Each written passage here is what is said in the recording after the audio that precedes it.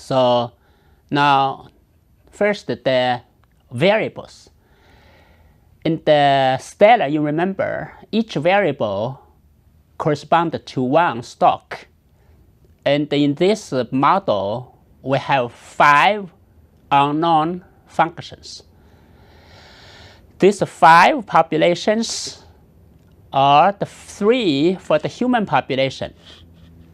The first one, we discussed the uninfected human beings. Those are the susceptible group in the previous model. And the second one is the human host. The hosts have the disease in the blood. And the third group is the immune group. They are no longer to get the disease. That's very similar to the previous model. Have 3 subgroups for human. For mosquitoes, we only think of 2 groups of population. Either the one does not have the agent called the uninfected mosquitoes, do no harm. But once it bites the human being, the human host, it becomes a vector. And then the vector are the one carry on the spiritualize and then spread the disease. That should be very clear. 3 groups of human beings, uninfected, hosts, that's the infected, and the immune, that's the one will not get the disease. And the 2 groups of mosquitoes, the vector carry the disease or the uninfected have the possibility to become a vector if the mosquito bites a host. So let's start now to think about the conceptual model. I'm not going to repeat that again. We look at the previous model. When we talk about the derivatives here, we approximate always into the difference between the change of time. Let's put it this way. The conceptual model is this. The change equals what you have minus what you had. That's very clear. So the change is represented by the derivative, and what I have and the had we'll discuss in all the way in this lesson. So all this relationship are the proportional relationship, just like the population model, the first one, the Malthusian model.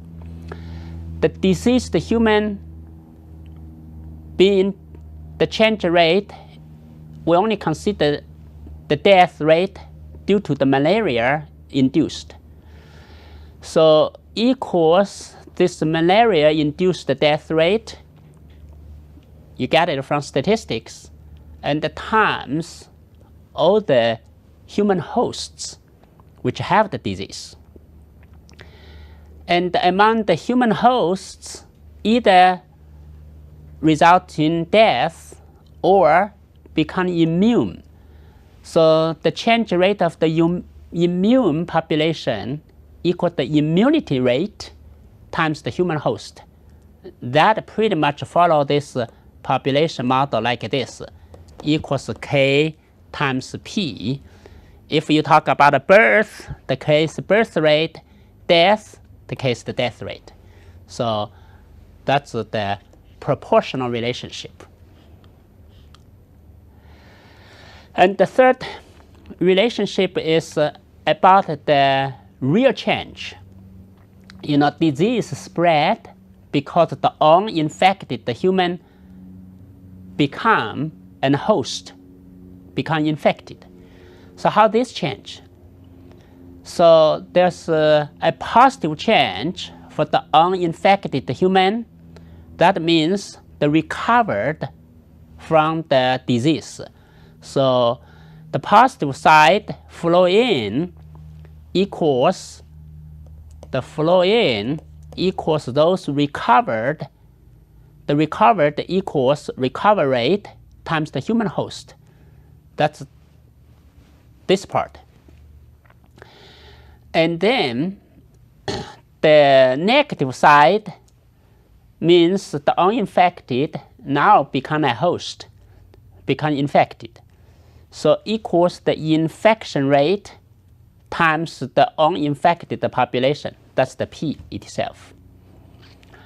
Okay, that's pretty simple idea. And next, I need to refine how do you get this infection rate? Well, how to get the infection rate, you need to understand how the malaria is spread by the mosquito bites. And then we need to think of the probability.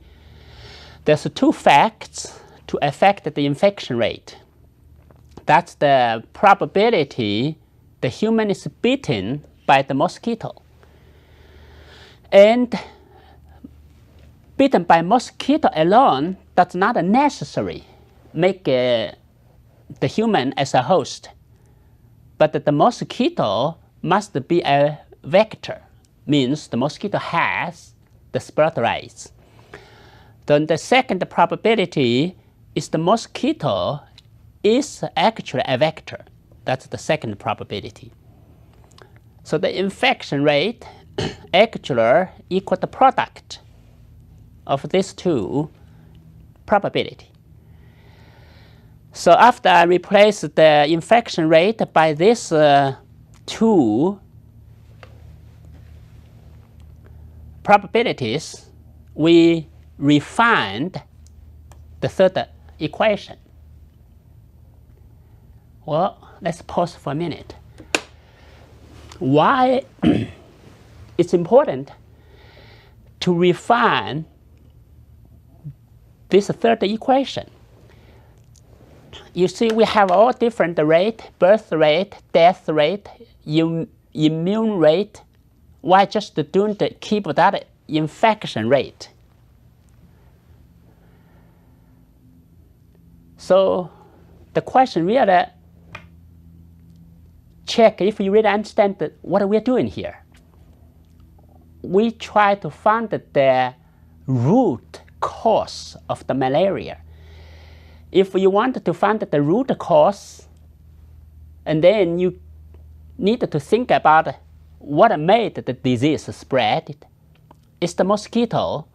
And then if you, for whatever measurement policy you make, can change this probability of the mosquito bites in the poor country especially, you can help to reduce the spread of the disease. So that's the real cue for the problem. So that's why we singled out this infection rate and the split into the detail of the probability a human is bitten by mosquitoes, and then the mosquito is the vector.